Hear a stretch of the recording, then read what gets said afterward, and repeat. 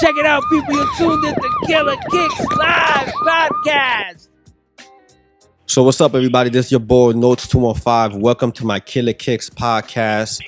And today we have a very, very, very ill podcast. Today, man, this guy, one of my favorite YouTubers, to be honest. I really don't pay attention to too many YouTubers. I know that sounds hypocritical of me having a YouTube channel, but it's hard to pay attention to the YouTube world and then watch YouTube at the same time. But I don't know, man, with this guy, it's like real natural, you know, and I've been watching him for a very long time, so it's kind of dope to have him here doing this podcast. And I'm speaking none other than Mike Dabb from the Campout. What's up, my brother?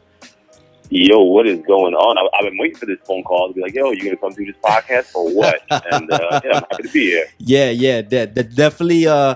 It's been a long time. It's been a long time coming. Is one of those things that I was looking forward to. So yeah, man, yo, thank you for being a part of this. Before I even start this podcast, I just want to tell anybody, feel free to download my free a sneaker app. KillaKicks is available for iPhone and Android. So if you have a smartphone device, just feel free to download that. And man, like, where do I start? I want to start from the very beginning, before YouTube. How did you get into like this crazy culture, and like how did you find out that there was actually like a culture beyond just buying shoes? So I mean, I started working in the sneakers when I was 13. That was like my first passion. It was like I wanted to work there. I needed to be up on the kicks that were coming out. I wanted to be the dude that had them a month ahead of time. And then, life happened. So like after like high school was over, I worked for 3 or 4 years. I started doing construction. And I like fell off. I would buy like my club stuff, my diesel joints, my Prada joints, but nothing like really crazy. And probably like 5 years ago, I went out to pick something up. I think I'd seen some Ronnie stuff. So I was like, how do I get this? So I was like, let me go to a store, check it out. I missed it by a week. I didn't know when the release info was. I don't know how you got to get the ticket. You got to line up. And then I finally got into the loop around I want to say Flamingo time. And I missed them. I just missed them by like a couple of days because I wasn't really paying attention. And I set myself up for the Volcano. So I made sure I was first in line for Volcanoes, I was first in line for Daytona. But it was crazy. It was literally insane. It was nothing that I was used to. I'm 32 now. So like growing up, it was always easy to get kicks. You know what I'm saying? Like it was never like you had to line up anywhere with maybe 3-4 people.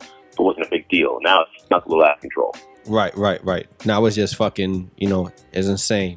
So was you aware of like what you was buying, or like was you buying the shit because it was eye appealing? Like, was you aware that was the shit that people was kind of going crazy for, or did you just see the shoe and was like, I like the shoe, I'm gonna buy it, and then like later on found out that there was like a crazy hype over this shoe? All right, I'm gonna put you onto this. Now, a lot of people know that Ronnie, the designer, owner, creator, Kith, went to the same high school as me. He's a year older than me. I go to a lot of people don't know that. Like, he went to the same high school, he's a year older than me. And I go to a sneaker show and I see him and I'm like, I don't know if he's Ronnie, the shoe designer, store owner, brand manager, none of that. I just see a guy I went to high school with. So like I walk over, I'm like, oh, what's up, man? How you been? How's life? He's like, oh, good, doing the sneaker thing, my shit. I was like, all right, cool. So like I got intrigued. I was like, who is this dude? Like, what's going on here? Why is he sitting up on a panel? So I did a little bit of homework, a little bit of research, and I like it. You had to put 2 and 2 together. I'm like, oh shit, this guy fucking owns that sneaker. So like, I started realizing like just how hyped this stuff was. But I mean, the hype aside, the shit was fire. Volcanoes, salmon toes, super greens, even though you couldn't get them then. Like whatever, 252, his David D stuff, like all of it was fire. Like ahead of its time, in my opinion. And like a lot of people were trying to flip the shit back then. Like it was like a lot of resellers, same thing it is now, which is a little bit lighter. But it was straight resale. And they were making 50 to 100 a pair, getting man pairs out the door. It was just how it worked. But I honestly, I just like my fits to match. That was always my thing. So, wow, that's kind of crazy. So, I mean, it must be kind of like odd, right? Because it kind of sounds like you really didn't have somewhat of a relationship with in high school. So to see somebody from high school to like up in a panel must probably be like, I guess it kind of just sparked like your interest, like, yo, like who the fuck this guy is. Yeah, of course. I was like, oh, that's cool. I like, it seemed as though he was giving me the cold shoulder. I'm like, man, what high school are you? Like, I would never do that. But then you got to realize there's probably mad people that probably, man, I don't know you. You know what I'm saying? Right, right. So I mean, was you into runners from like the very beginning? Like, was you ever interested in like the whole ball sneaker ward what the hell, I can't even say word world?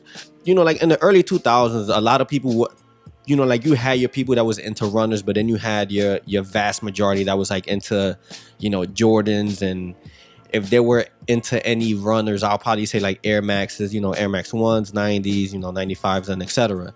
So did you like anything like from that side of the world, or like was just runners your thing from like the very beginning?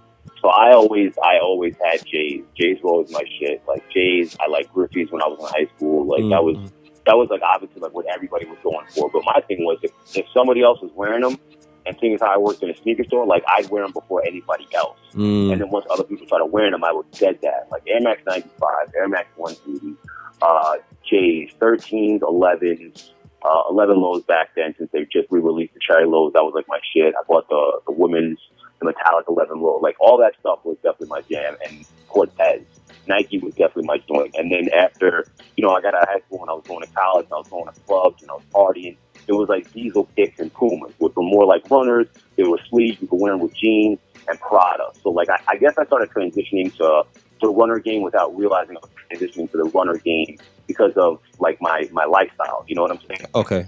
Wow, that's cool. So then, all right. So now you find out that Ronnie Fogg is like the fucking genius, right? Like when it comes to designing a lot of these shoes. How did you actually start to think about the YouTube world? Because like my early remembrance of you and the YouTube world was with United Souls, and it was you, Paulie Hustle, and then you had Dan as well. So like even before that, like did you ever like had like this thing in your mind that you wanted to start making reviews for shoes, or was it like something that you just wanted to do for like conversation purposes? Well, honestly, like the whole review thing came up, I guess out of necessity, because I feel like I watch a lot of YouTube, not a lot, but like I watch a decent amount of reviews when I wanted to cop a sneaker, and it would always be like a lot of like mumbo jumbo. I like my review straight to the point about the shoe, about the material, about the collaboration, and like that's it. And then sometimes you would come across different genres of doing reviews. So it would be like, somebody who sits in front of the camera and like to just chit chat for a little while and have like, kind of like I do the breakdown things, have like a breakdown kind of theme going on, plus a sneaker review, a couple of pictures. It's just a long time. So I wanted to make my own style of reviews. Mm-hmm. So how did United Soul actually come about? Because that was like, it was probably like one of like my favorite at one time, because it was kind of I even hate to reference it like this, but it was kind of like the good, the bad, and the ugly, right? So yeah. So I mean, like, how did that come about, and what was like the dying point of it? Because it was there and then it died out. So the original perspective for United Souls, like I was at a Campout, Paulie was running the list for kids, and we just got to talking, and I was like, I want to do a show, and he's like, yo, I want to do a show too. And we just started, chopping it up back and forth. And then he's like, I used to do a show with Dan. We're going to get Dan in there. I got my boy Josh. We'll bring Josh on board. We'll have a nice little panel. And I mean, like, Paulie's like a no bullshit kind of guy. If he wants to do something, he's going to do it. So, like, within like a couple of weeks, we had like a studio out in Jersey we were going to, and then we just started filming the show, and that was it. It was like bang, bang, boom, let's get it done. Okay. And then at what point, did it stop? Like, at what point did people say, because obviously, like, we don't see it anymore, but at what point did, like, it was like kind of like, all right, like, I don't feel like doing this shit no more? I don't know if it was like for me, I think everybody's perspective is a little different as to why they do certain things. Like for me, like I like doing the show because I like talking about sneakers. I like talking to people. I just like talking in general. Some people do things for money. Some people do things for acclaim. You don't know what everybody's like little motive is. Right. But like towards like the show, it was apparent that like, you know, we were just growing apart. So the best thing to do is to just end it. You know, it wasn't like, oh, let's draw it out and make it any longer than it needs to be. This is it. This is over. You go that way. I'll go this way, and we'll go that way. You know? Okay. And so it's like, all right. So that ended, and it seems like immediately, like once that shit ended, all of a sudden there's a YouTube channel called the Campout, and yes, and you know, it was just you, which was not weird, but it was like, okay, cool. So now, you know, he has his own thing going on. What the hell is this? You're right, exactly. And you like, you actually, I mean, I commend you, man, because you went forward with it for a very long time. So just the transition of it, like, was there anything that you wanted to do that you saw that people didn't do in the YouTube world? Like, did you see a YouTube channel that you're like, yo, like, this is not what I want to do, and this is how I will want to present it? Oh, absolutely. I mean, I feel like everybody goes into doing a channel with their intentions and like their, you know, you learn from other people's mistakes. Like my big thing is I don't want to ever be a sellout. As far as my perspective and my opinion on things, I might dull it down a little bit, but it's still going to be my opinion and my perspective. I don't care if you want to give me free shit or you don't. Like, this is what it is. You know what I'm saying? Like, even Nike, Saucony, like, I wear all those brands, but I'm still going to point out you get glue stains, you get shitty leather, like, the material sucks. Right. It is what it is. There's like, and a lot of people that do these YouTube channels now, they want the views, they want the brands to like them, and they don't want to be real about it, you know? Mm-hmm. And they sugarcoat a lot of things that actually is, you know, you might see a shoe and you're like, okay, like this shoe is actually like really fucked up, but because I got it for free, let me sugarcoat whatever, you know, I see wrong with it. So, you know, that's definitely something that I've always enjoyed about watching your YouTube channels is like, I've even seen you like shit on shoes that to me was like kind of okay. Like it wasn't that bad, but it's just like, it shows how much of a high standings like you have. So so you start doing the YouTube channel, and then you start actually being in charge of a lot of these lines at these stores. Did you automatically say, hey, all right, cool, I'm gonna make a list for this line for this camp out and I'm gonna be the person in charge of it? Or like, was it something that you was introduced to it by somebody else? I mean, like the main objective when I first started camping for sneakers again was that I didn't like the way that the stores were being represented and the lines were being handled. Like, I didn't like little kids getting pushed around, people not speaking up for themselves. Like, you know, it's an intimidation factor. A lot of retailers like to use that push that they have because they have to make money and they roll with a certain amount of numbers to, you know, bully the line, so to speak. So, I mean, like I said, I'm 32. I've been through a lot of stuff, so no one's going to push me around. I don't care.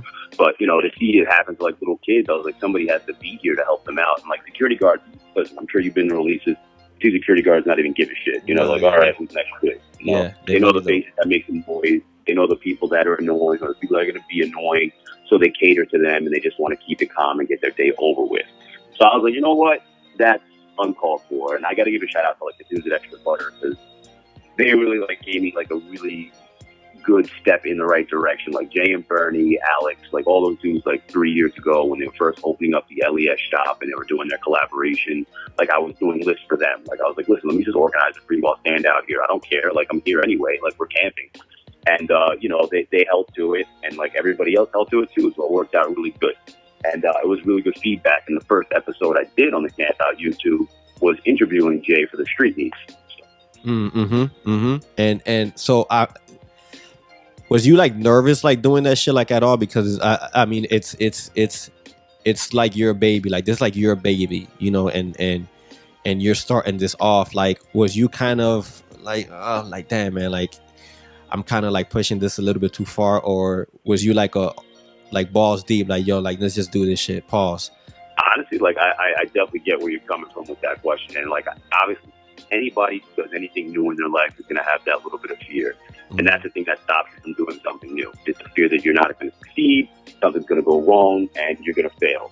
But I mean, once again, the age thing kind of kicks in. You know, you get to a certain age and like you don't care because you know that if you don't do it now, you're never going to do it. Correct. And I'm not saying Exactly. I'm making things go on, but at the same time, it's part of stepping into the next era of your life, or like your next mental state, is knowing that, you know, you could fail or you could succeed. Let's just take a chance.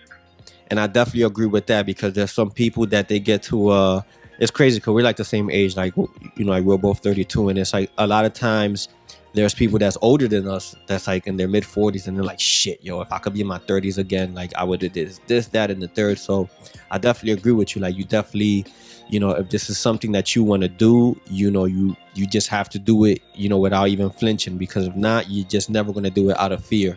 So you're doing these camp outs. What was like the craziest camp out that the shit was just getting out of hand and you was just everything? Because I know I know you got some stories. What was like kind of like the craziest fucking, like, one of the craziest? I'm not even gonna give you like a top 3, but when is your top? I mean, you want like crazy getting shut down. You just want like crazy things that happen. I mean, there's a couple of different.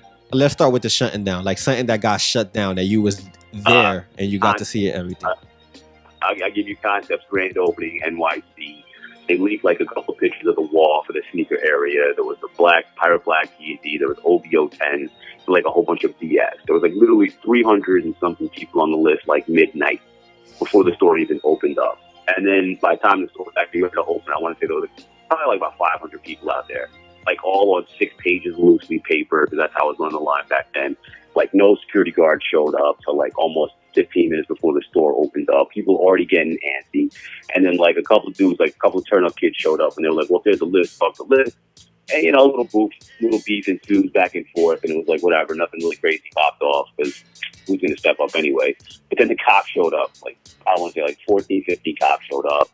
Like, yo, you got to get inside the store. People just started mobbing the gate. It was literally like a scene out of like fucking Frankenstein when they're trying to like storm the fucking castle and they're just trying to kick the gate down. That's what it looked like. Wow, that's fucking insane. Now what would be like your other story that didn't get shut down, but it was just still kind of, you know, it was kind of hectic?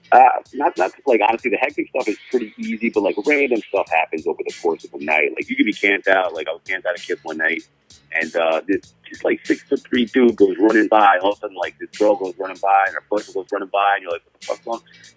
This lady got robbed at Nice Point. Cop showed up. Like just mad random stuff happens in the course of the night. You know, like when you're a kid and your parents go, nothing good happens after like 12 a.m. Right. They're absolutely right. Like nothing good happens after 12 a.m. It's always like some random BS that's going to go down. Like some crazy fuckery that just goes on out of nowhere. Yeah. So get passed out, like craziness. Yeah. So I mean, so last year something happened that was, I said, wow, man, this shit is fucking crazy. And you know what? I can honestly say, man, and not because of the individuals, or maybe it was because of the individuals, but just to see something like that happen out of the clear blue, out of just doing something that you love, was like, wow, man, that's fucking dope that, you know, he was able to experience that. But last year you took a trip with Dallas Penn to the UK, right? Was that last year? Earlier this year. That was this year, right? Earlier this year, yeah. Yeah, shit. That was earlier this year. Damn, there's so much shit on my mind. How was that fucking trip? Like, to actually, like, how did that trip even come about, first of all? So, once again, shout out to the dudes at Extra Butter. This company hit them up, Force Field, and they were looking for a couple of influencers to come down, try out their product.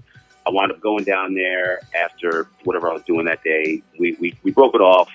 We were talking, I don't even know who, like all day, literally all day, just chopping it up about kicks, stores, locations, brands, directions, just everything you could think of under the sun. They were like, listen, after this is over, this interview thing, we're having like a party at our hotel, come through and BS. And I was like, all right, cool. If you guys got product there, I'll take some product home and I'll do something for the Campout. And they're like, all right, cool. So I pick up some product, and you know, we get into talking after a while, and they're like, listen, would you mind, you know, doing some videos for us? I said, yeah, sure, no problem. I mean, I like the product. I mean, as long as it's something I can get behind, I have no problem doing that, you know. And I mean, if you watch I'm sure you watch the YouTube, you see like the Instagram, I'll put up pictures every now and again, or like a video. Mm-hmm. Those guys are super cool, and they're not based out of there, but like the other half of their brand is in UK. So they have the Foot Locker EU Connects, and they had Foot Locker EU was doing the hottest month ever, and they asked them, the only brand, no Jason Mark, no Crep, to be represented in that show. So it was basically all sneaker brands and force field. So they were like, listen, you've been with us since basically we started doing the influencer things. You want to go? And we're going to get Dallas Penn. You guys go. You'll shoot some videos. I was like, yeah, I'm with it. Let's do it. So, I mean, everything just worked out. Now, was that the first time that you actually like flew anywhere with Dallas Penn or chilled with Dallas Penn like that long? Yeah. Yes. I mean, I've met Dallas Penn a couple of times. We chopped it up once or here. I mean, here or there, like a couple of different events, but nothing to that degree. I mean, we stay in the same hotel, not the same hotel room. And, I mean, we're together every day, all day, just shooting content. So it's pretty dope. How different is the shoe culture out there versus the shoe culture here? Because one of the things that I remember was because I was following you on Snapchat, and you went to the Supreme store, and I kind of like fucking flipped out when I actually saw that the Playboy hoodie was still sitting like in the fucking rack, and I said, yo, are you shitting me? So it kind of seems like, you know, like the culture over there is like, it seems like it's a little bit like more laid back than it is here. Like people don't OD. So basically the community there is big, but it's not as big as they make it out to be. Like, honestly, anybody that vlogs out there, that has any kind of connects, like, they're all at the same event. So if there's like 14 to 16 people, like some guys at the radio show, shout out to Kish Cash, T McFly, just a word on the feed, King of Trainers. Like, all these dudes are always at the same event. Like, if you go to Nike Lab in London as opposed to the Nike Lab in New York, you could go to the same event and not even get invited. Do you know what I'm saying? Like, in London, you're going to get invited to everything. If you were in New York, you're not going to get invited because there are a million other people that they'd like to invite there. So it's just the community is a lot smaller, I'd like to say. And even like the resale stuff, like going out to pick up a pair of kicks, I think there was like 13 or 14 kids out there because they had dropped the Don C, the beige pair. Beige colorway. Yeah. One of the nights I was out there, and I mean, there was like these 14 people outside. I mean, you know, they were resellers who were wearing 82s. Like, it's a similar look, but I mean, it's nowhere like what it would have been if it was Nike Lab Soho with 400 people standing outside. You know what I'm saying? Wow, that's kind of crazy. Damn. So. What was your favorite store? Because you went to a couple stores out there. I mean, you went you went to Sizes, you went to you went to Foot Patrol. What was kind of like your favorite stores that you went out there? It's crazy because I really like Offspring a lot, and being out there, it's not as crazy as you'd think it would be. Like, I thought I was gonna walk in that store and be like, low key, the illest store I've ever seen. It kind of reminded me like a mom and pop spot, and I think Foot Patrol probably has left like the longest lasting impression. It's a real small shop. It looks like it's bored out of a tree. Like, they knocked a huge tree down and they bored a hole in it and they put a sneaker store inside. That's what Foot Patrol looks like. It's like all wood in there. It has like this rounded roof. You could touch the ceiling with your hand if you just put your hand up. Like, it's crazy. Wow. But it's really nice. People are really cool. I mean, it was just a really dope store. I liked it a lot more than I thought I was going to. Now, Supreme out there compared to Supreme out here, how's the staff workers? I mean, I didn't buy anything. I went in there. We did like a little bit of snapping here and there, but it was like the same deal. But like the purchasing area, like all this stuff is downstairs. So like Supreme New York, when you walk in, it's like all on one floor. But like you walk like London, you got to go down the flight of stairs. The dressing room is down there. It's a very similar aesthetic, except it's 2 floors. And the employees, same thing. It was like a regular day when I walked in. It was calm. Like, you can walk into Supreme any day in New York, and there's like 40, 50 people in there. Right. Obviously, it no matter what time of the day. You know? Yeah. Wow. Exactly. So you know, like you're one of my favorite things about your like just you and your channel is the way that you go about describing things. And it's funny because I think everybody started to feel some type of way with the whole Scott Hall thing because, you know, people was just downplaying, YouTubers because, it's stupid. All they say is, front side, Oh, side to the side. actors. Yeah. You know, the actor kid. Is that his name? Scott Hall, right? Or Brad Hall. Brad Hall. There you go. Brad Hall, that's it. Brad Hall. Yeah, right. And now, you know, we found out a couple of months ago, you know, that he was an actor. And, you know, I mean, I kind of get it. You know, it's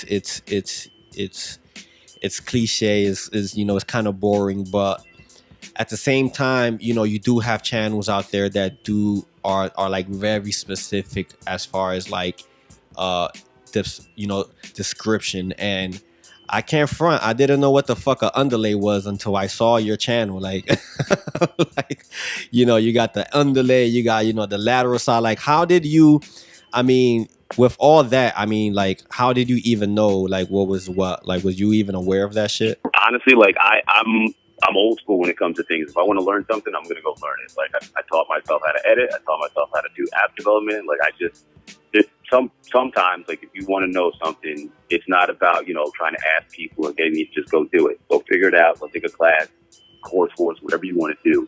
Same thing with shoes, man. Like that's another reason why the YouTube kind of started, because I'm like, I mean, these people are describing stuff. Like, some of these big YouTubers just put a shoe on a wheel and let it rotate and play music, and I'm like, what is that doing for me? I can look at that in the store. You know what I'm saying? Like, let me know what I'm getting myself into. Like, I want to know, is the material worth it? If I'm paying $200, is it good suede? Is it good nap? Does it have a good grip? Is it going to fall apart? Are there glue stains? Is it made well? Is the stitch right? Is it, like, just quality control? Like, all these things are things that honestly, I'm not cheap when it comes to buying stuff. Like, if I like it, I'm going to go buy it. But I mean, at the same time, there are a lot of people that would rather know what they're getting themselves into, as opposed to just being like, all right, I'll drop the bread and then I can resell it later if I don't like it. Not everybody does that, or not everybody can do that. I agree. And again, that's one of the things that, like, I enjoy about watching your channel, is that, you know exactly what it is that you're going to buy after you watch that shit, because you're so fucking informative, you know, in terms of these shoes. Now, in life, anytime that you do something good, a little bit of hate is always coming towards your way. Sometimes around the corner, sometimes behind your back. Have you experienced anything yet that you're like, damn, that's kind of like fucking crazy, I didn't even know that this person felt like that? Or like maybe with another YouTuber, like, has there been any disliking towards the Campout familia? Well, I mean, I'm sure you guys, if you're keeping up with the back and forth, you caught that United Souls episode that happened after I had left, and there was a lot of negative comments towards, you know, Paul and Dan, based on, it felt as though, maybe not for me because I could care less, truthfully, but a lot of people started hitting me up like, oh, they're throwing shade in your direction. Honestly, I could care less. I never cared about shade. I never cared about people talking smack, because that just means, you know, you're getting under their skin. That's all that is. You know what I'm saying? Like, and if you're going to be negative, you're going to get negative. So my whole outlook, being the age that I am now, is nothing's really worth it until it's worth it. You know what I'm saying? Like, if you want to do something for you, and you want your YouTube to work, you want your blog to work, you want your news article to work, whatever it is, you focus on what you have to do, not what everybody else thinks you need to do, could be doing, or should have did. I definitely agree with you on that part. And you know, I only asked that because, you know, besides that, like, you definitely seem like a real chill guy that, you know, don't have those type of problems. I mean, I've met you, you know, probably like the 2 or 3 times that you came down here to Philly. I saw you, you know, at the Campout, which what was that, the purple tape over with Packer shoes. So I mean, you know, you're definitely about your shit, man, and I definitely you know, I big you up on that. So what's the future, man? What's the future like for the Campout? Like, what it is, are you working on anything now that people don't know that people should know? I mean, roughly, I think about like 2 to 3 weeks time, I'm going to be making like a pretty big announcement. Okay. So I bought my website domain probably like 2 years ago, because that's, I think, the most important thing to do, no matter what business you're getting in. You want to make sure you have your domain for the internet, like, prior to it blowing up. Yeah. And then, you know, people, being shady people, go buy it, and they charge you exorbitant amounts of money just to get it back. So I've been talking to the Dabb developer, and the Campout, spelled with a zero.com, has the info up right now. So it doesn't have the time frame. It's probably about 2 or 3 weeks, but the app will be dropping sometime before the year is out. Nice. So that's like my next move. Nice. Fucking congratulations, man. And what's damn, can you give us like a little teaser that people could go off of, that is going to be something that's going to be in the website that people are going to truly enjoy? I'm just going to leave like this. Certain people, maybe resellers, are going to be very upset. I'll leave it just at that. Bang bang. Wow. Okay. All right. That's fair enough. So one thing that I kind of ended like with that, like with the YouTube, because I kind of want to talk about like current things that's going on, but I definitely, I wish you a lot of success, with anything that you're doing, especially, man, like with the YouTube channel. Because like I said, man, there's not really a lot of people out there, that's really doing this like the right way and that has been putting in work. And you, one of those guys, man, that I've definitely enjoyed watching. I really don't watch too many YouTubers. Like I said, like I always check out Dells, and I like checking out Dallas Penn, whenever he gets to do something every now here and then. But besides that, I mean, I really don't check out too many people, but you're definitely one of those guys that I definitely fucks with. So I do appreciate that. Yeah, man. So definitely continue to do the amazing job that you are doing. So all right, so today, what's today? Today's Thursday. Today should be Saturday. It should be Saturday, because the confirmation through Adidas to me failed me miserably. Like, did you get the confirmation? Did you get picked? Everybody caught an L on that. Everybody caught a massive fucking L on that. What's your opinion on this new 350? At first, I was a little hesitant. I like my Moon Rock, probably one of my favorite shoes to wear in my collection, for the simple fact that I could wear it with anything and it's comfortable as anything. But I mean, the orange stripe has me a little messed up, but other than that, it's gray, so it's not that bad, truthfully. Right. And like, what's the big deal? There's going to be 14 other colors that come out, so. And if you don't get it now for a decent price, you're going to pay triple that later on. So that's like the one thing that I've come to realize with this market. Like, either you're going to buy it now when it's a decent price, or you're going to wait and try and find it later. Right. I'd rather just get it now. Right. And at what point, I mean, do you think that there's ever going to be a general release? Because the one thing that you constantly hear Kanye say, right, is like, oh man, I want everybody to enjoy I want everybody to feel the Yeezus effect, And when I first saw the shoe, because I saw the branding on it, and I said, fuck, you know what? This might be the first shoe that might be massively produced because of the branding of the side of the shoe.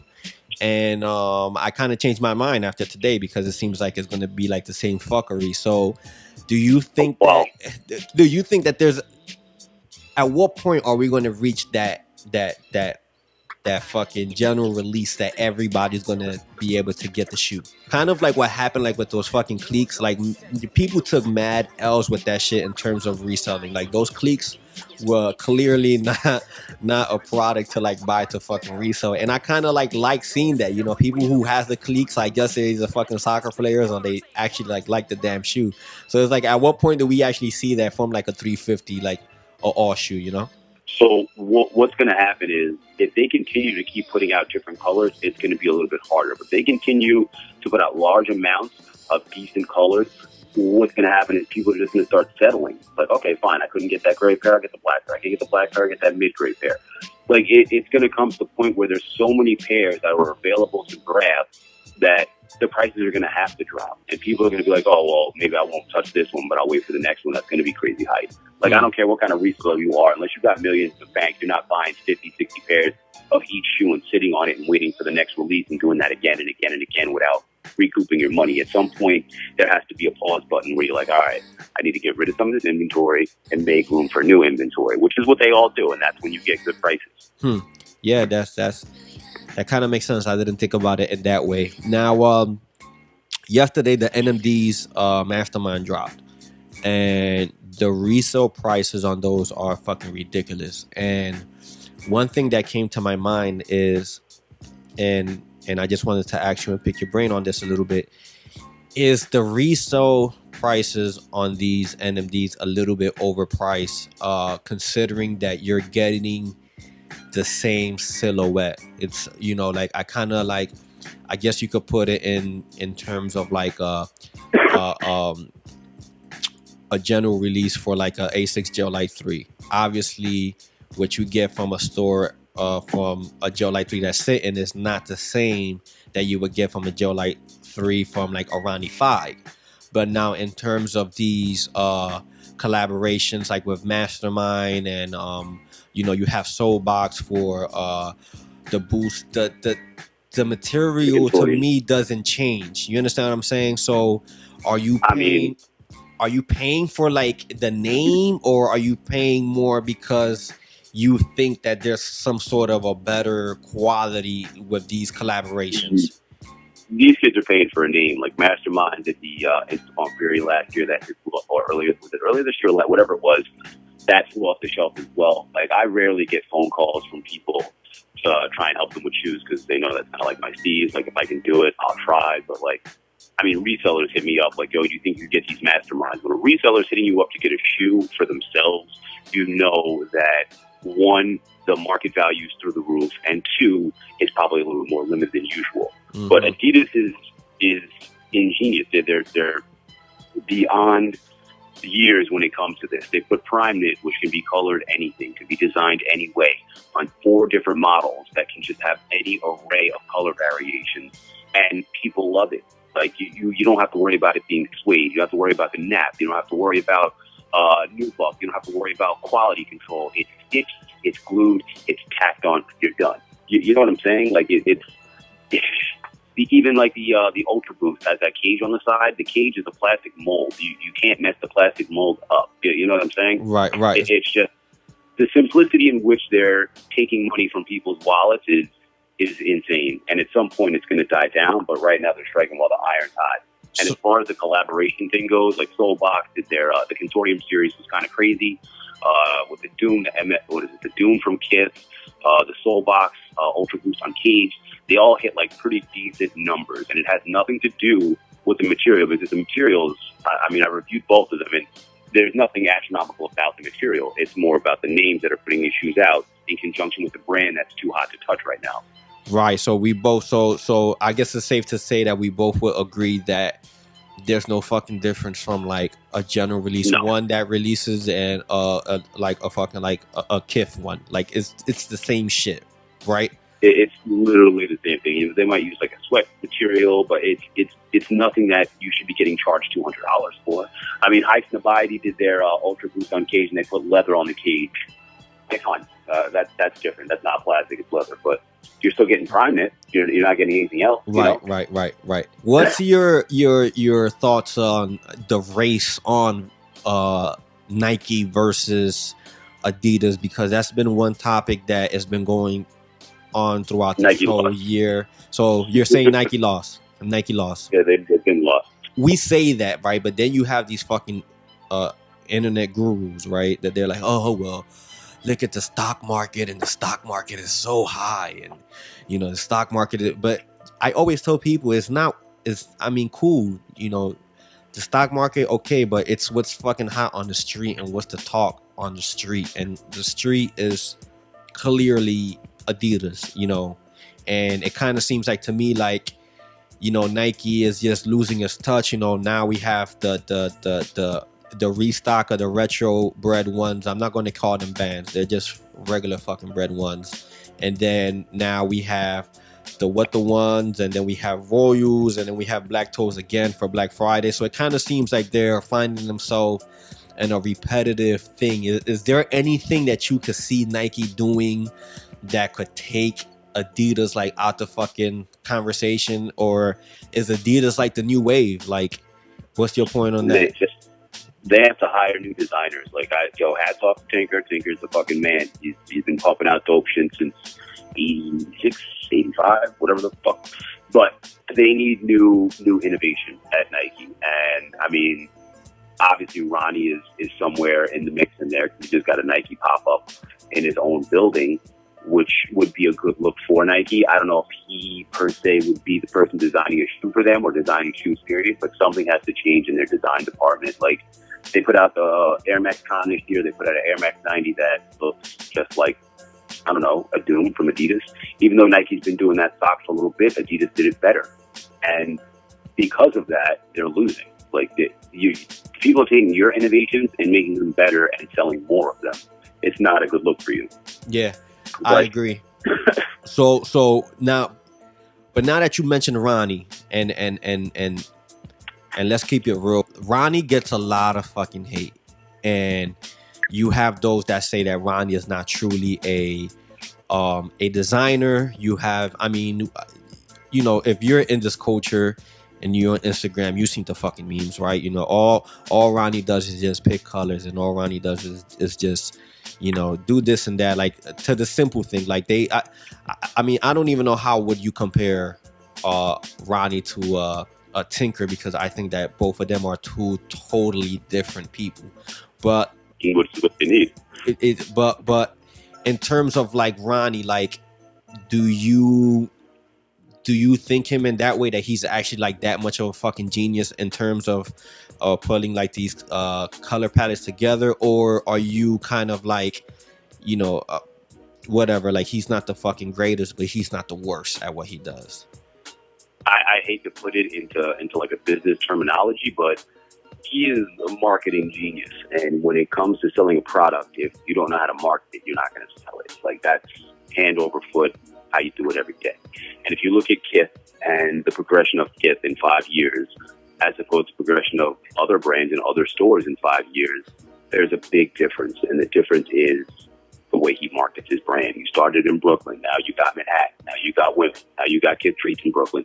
Now you have a store in Bergdorf. Now you're doing a pop-up in Colorado. Now you're having a store in Miami. Like, it's an ever-growing expansion based on his ability to market, based on shoes he designed 5 years ago. Do you know what I'm saying? People aren't going all the craze for like the newer stuff. The EQP support he put out last year for 9/11, not the best shoe.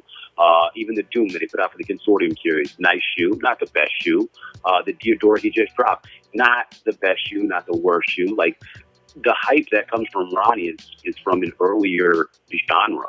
And now that he's branching into like clothing and being in other stores, people are seeing kits that they don't even know how to say it correctly. You know what I'm saying? And that they want to wear it. They don't care. Like, it has nothing to do with that at this point. At this point, it's all about that name brand label that the youth is wearing, that everybody can get their hands on now. You know what I'm saying? Every brand has that eventuality. It's just how you get there. So do you find him more of a better marketer than designer? I can't even say that, because a lot of stuff in my closet is Kith.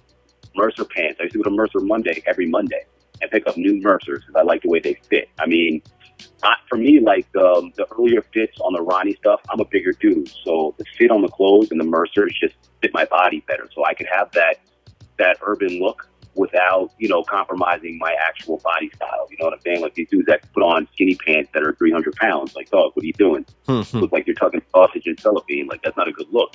Like, I was able to go to a store, wear runners with a comfortable look, and wear some shit that nobody else was wearing. You know what I'm saying? Like, right. I don't like Mercers are fire. A lot of the apparel he puts out is fire. Like, the logos he puts up is fire. Like, he does a box logo now. Everybody does a box logo, so who gives a shit? Let's just get that off the table. Mm-hmm. You know what I'm saying? Like, there's only so many different ways that you can do a t-shirt before it gets repetitive. And you're at repetitive, but the brand is dope, so fuck it. Stop complaining. Stop bitching. String does a box logo. A Diamond does a box logo. Everybody does a box logo. So let's just wipe that off the table. What don't you like about Kith? Maybe sometimes he makes like a weird pant. You know what I'm saying? Like a sweatpant with shorts, whatever. That's weird. But if there's only two pieces out of 90 I don't like, then he's a good designer.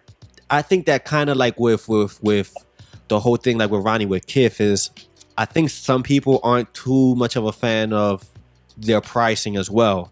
And you do have some brands that aren't as popular, I would say, as Kith. But I would say that for the quality that they put out, I would say that the pricing would be a little bit much better. Like I even hate to make the comparison, but like let's say something like with a published brand, those are, you got Kith joggers and then you have published brand joggers. And when you look at Publish is expensive too. But not as Kith though. Not as expensive as Kith though. How much are the published jeans that they put out? Because I want the price either 90, 96 or 98 or something like that. So if I'm buying Mercer from Kith for $120, $30 difference plus tax, $40, like it's not that crazy to me. You know what I'm saying? Okay. Maybe that was the wrong fucking brand to use. Because yeah, I'll give you a brand. I'll give you a perfect brand. Over on Orchard Street, next time you come up to New York, the spot's called Killian. That's my fucking yes. I actually, let me tell you something. I got put onto Killian. I was Campout? I was at a Campout out here in Ubic, and a homie of mine was talking about Killian. He's like, yo, man, like, I see you like publish. I see you like, brands like North Sea and shit like that. You should definitely type out, check out Killian. And my first capsule that I bought off of them was when they did like the flannel shirt that had like the hidden like the buttons. And ever since that, I was like, yo, this fucking brand is actually ill. Now, the pricing is amazing, in terms of Killian, because to me it's almost like H&M prices. I mean, am I right or am I wrong? Well, that's why I brought it up. Because, I mean, my boy manages this spot here in Soho. Okay. And he was like, you got to come check it out. And like I said, I wear a lot of kits. So some of the shirts 140, T-shirts 45. It's just a regular T-shirt. I was like, I bet I'll come check it out. I wound up this whole summer, all I wore was scallop T-shirts. That's all I wore from Killian. $22 T-shirts. Like, you can't go wrong. You will wash them, don't dry them, and for the price of one shirt, I bought 5. You know what I'm saying? Like, right. That's the differential. The flannel's nice. I bought a jacket there last year. Whatever I spent a little bit of money in there, but it's worth it. If you could spend $200 there and come out with 3 different fits, as is spending $200 or $300 somewhere else and coming out with 2 shirts, and that's it. You know what I'm saying? Right. And I like that, because for a person like me, like I'm real heavy into like the whole, quality, and like with Kith, I mean, Kith is cool. Like I really, I've never bought any of their apparel because I'm so stuck in the fucking Supreme world and other things that I get. That is, I don't know, it's just kind of hard for me to get into their apparel. But from the first time that I went to the Kith store, I was real impressed with their T-shirts. They got some real heavy shit. It's real dope. But then it's like I said, like before, you do get people that hate on the guy, and really, not that they dislike him, but they just don't agree so much with the pricing. I mean, you can't make everybody happy, but obviously people don't really mind the price that much because everything is selling out. You know what I'm saying? Right. That's how I look at it. Well, yeah, that's definitely true. Is there a shoe that you're looking forward to this year? Because the year's almost over. I mean, like we're almost at the end of September, so you got October, November, and then December. So I mean, theoretically, I know Extra Butter's supposed to be dropping their For the People. It's got to be sometime this year. The one that everyone voted on. They dropped a couple leaks. They put them pictures up in the store. They actually put the shoes up in the store. I'm kind of excited to see what the final product is going to be. That's one of the shoes that I'm looking forward to. That's new. But as far as remakes, you got Thecam0ut that are coming out. I definitely need a pair of those. The Massage are a necessity. Hopefully the chocolate 750 drops. I'm dropping all hype shit right now.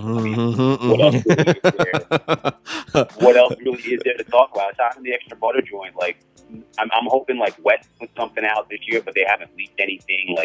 I mean, I fuck with West too, and West, I feel like is so far out of it in New York that they're out of it in the sneaker game as well, and they do great work, man. So it's I don't know. Oh, they also got Diadora. Diadora's got some collaborations coming up as well, so I'm waiting for those too. Do you think that Diadora kind of fell off this year compared to at the fucking height that there was last year? It seemed kind of last year, Diadora was just the shit to get. You did have A6, that was always on the talk, but then it seems like every fucking week there was a Diadora collaboration, and it seems like now this year it's let's take a break.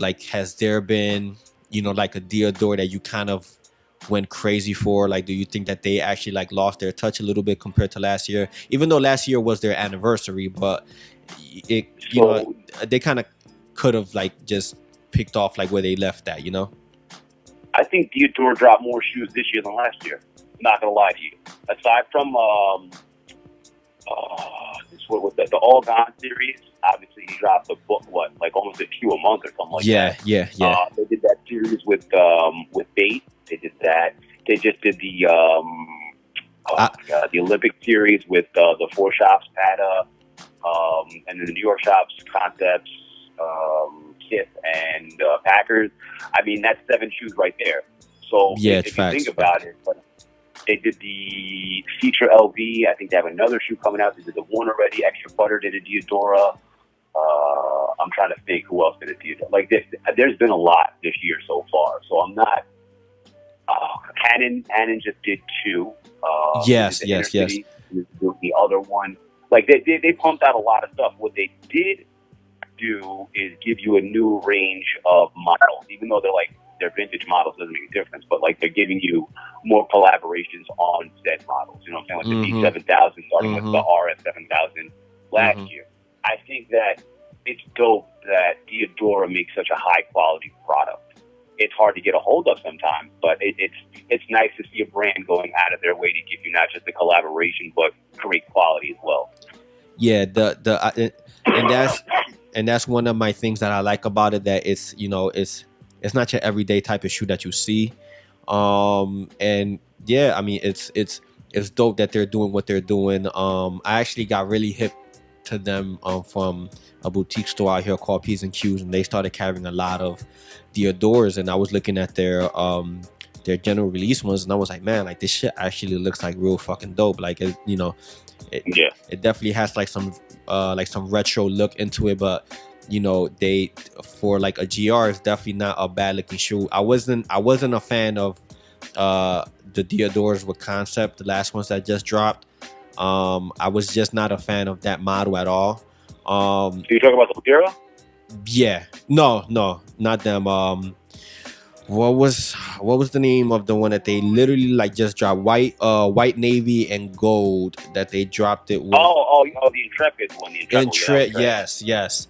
I wasn't a fan of that at all. But you know, one thing about the Adoras, like I remember when I used to work at Sneaker Villa, they used to have like these, like the $45 Diadoras that you could kind of, it was like those Pro Keds, and like it was like another shoe was like all like in the same like price range and almost looked the same.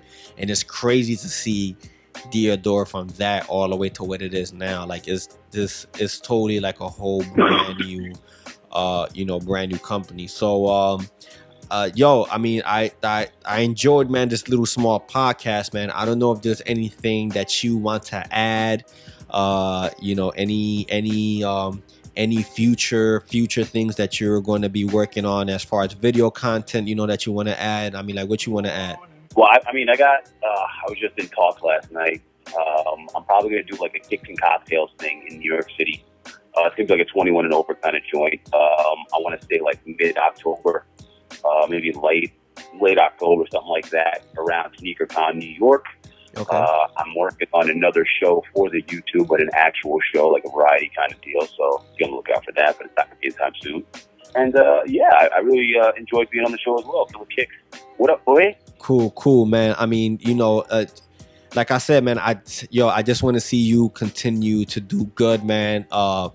Mike is an ill dude, man. Like I met him out here on South Street. You know, actually like a homie out here. Yep, at Ishka Bibbles. I'm gonna tell you something about Philly, man. If you want to come and eat a real good cheesesteak, next time you come down here, I'm gonna take you to a spot called Woodrow's that just opened up this year.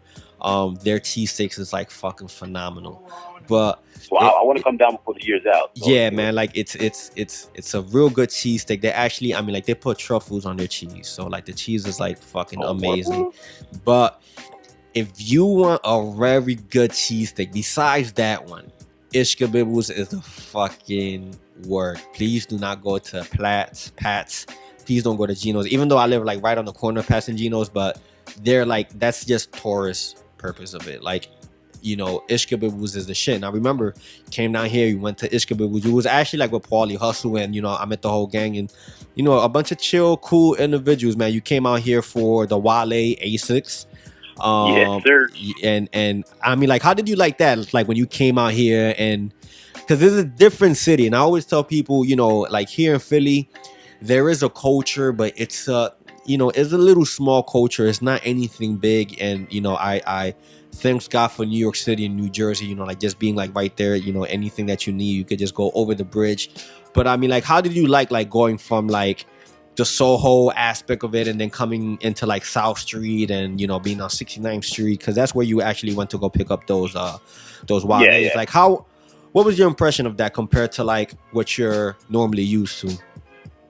Honestly, like the dude, I think his name is Miz, that ran the 69th Street spot. Yeah, He's Miz from New York, so like we wound up chopping it up a little bit. Like, I don't know, like I tell people all the time on my shit, I'm like, listen, if you see me out in the street and you want to chop it up, I'm there. I'm here to talk, and I have no problem with that. And I'm like that everywhere. If we could stop and start chopping it up, let's do it. But I mean, Philly, I've always been going to Philly. Like it's never like, it wasn't anything new. The sneaker scene's a little new, but I mean, I was going to Philly like once a year just to go chill, pick up like suits.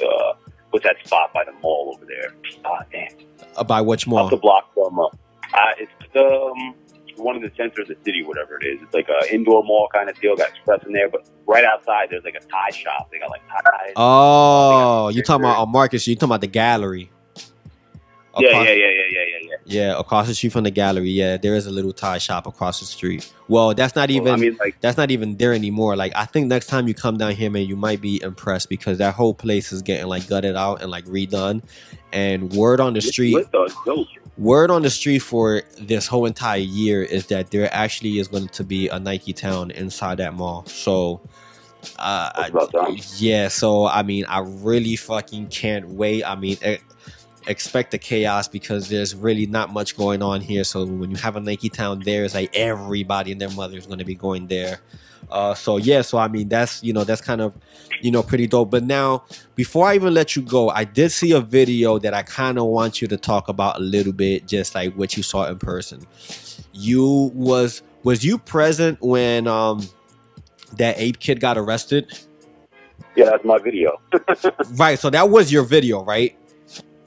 Yeah, there was like 8 people filming, but I was running the door for kids when he did get arrested. So I mean, like, what the fuck happened? Like, did the cops was there waiting for them? I'm gonna give you the exact breakdown. The breakdown was this: at like 9 a.m., some plainclothes cops rolled up to me, and they were like, I thought it was like some dude trying to come to the store. He was like, no, I'm looking for this guy. And they pull out like a warrant kind of deal with his picture on it, and I was like, I don't know that guy. So like, I've never seen him by kids. So I was like, whatever, I'm gonna lie. She was like, it is what it is. Like, I never seen him out here, which was, a little fabrication, because I really didn't want to deal with it. But so like, the dude doesn't leave though. Like, he just hangs around. So another plainclothes cop shows up, and like, I keep panning the room, or like panning the area, the block, and I keep seeing like that dude pop up.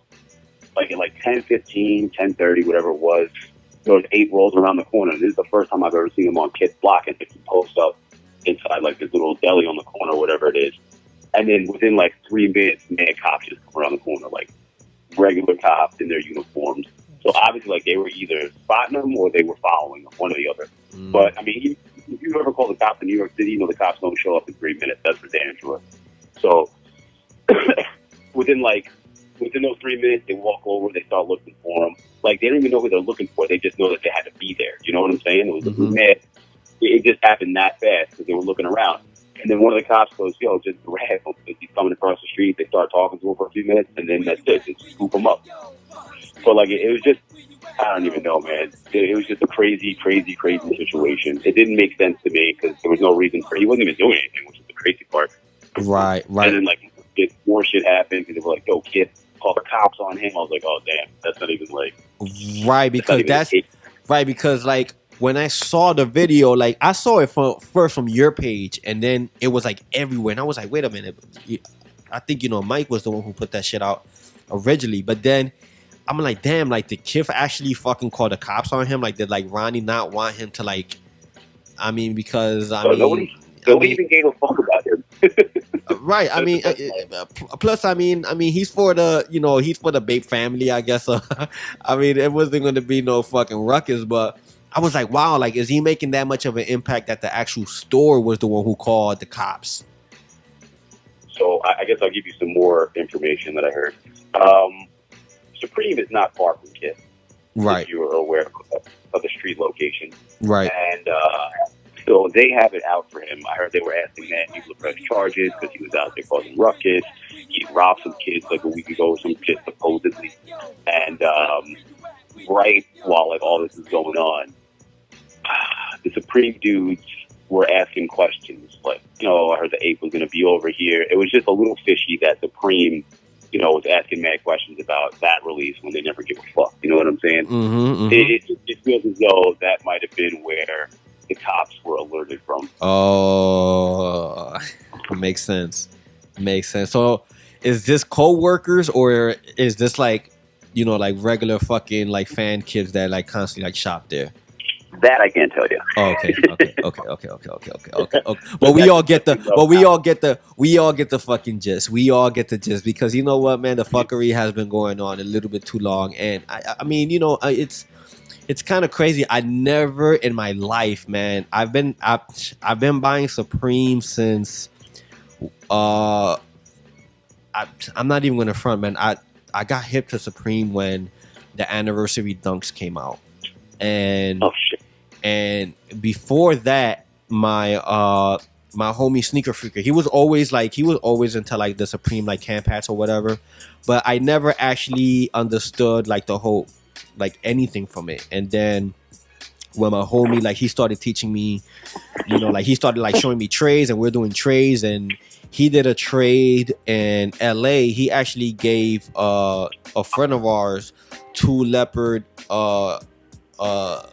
Supreme panel hats, and then he gave him in return like a pair of like South Beaches. Now these South Beaches was worn, but at the end of the day they were South Beaches. So when I saw that, I'm like, yo, what? You giving him 2 hats and he's giving you a pair of fucking like South Beaches? Like this shit gotta be like, something like crazy. So then he gave me the book, and then right after he gave me the book, that was when the anniversary dunks came out, and ever since that I was fucking hooked. But you know what? I never would have thought that I'll see some shit like this. Like somebody who's actually like picking on somebody for just like wearing a brand. That's, I don't know, that's kind of fucking crazy to me. That's corny. It is. Like you would like no other, you would never see that with no other brand, and it's funny because people talk to me about it out here, and it's like I'm like, yo, you have no fucking clue as to what you're talking about, because there are some people that think that like Bape is actually like into this shit, or like that Supreme is into this shit for like to cause hype.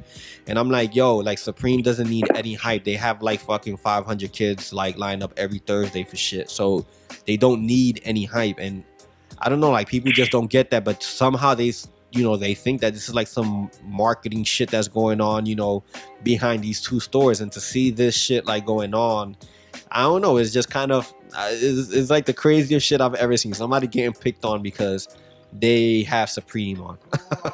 I mean, that's the corny part about it. It is what it is, man. I think like the more we get older, the more crazier shit that we will see. So this is, I don't know, probably you'll start seeing fucking Supreme gang versus like big gangs and shit like that. I don't know, who knows? It'll be some crazy shit.